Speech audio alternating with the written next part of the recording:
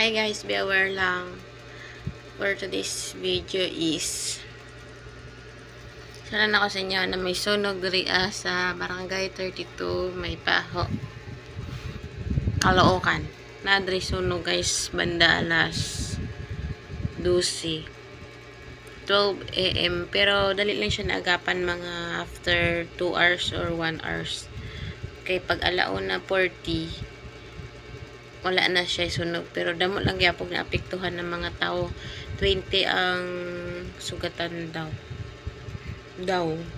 marites lang ko nang marites lang ko wa pa ko ay kay masir niya pa umugwa daw na ko si Anil pero ano to sa karong February duha duhang beses na siya nasunugan so susulod lang siya sa February 15 days kay 16 man ta gahapon. So, sa 15 days pa lang, ay na kagahapon, duhang beses na siya nasunugan diri alang banda sa Caloocan, diri sa may paho.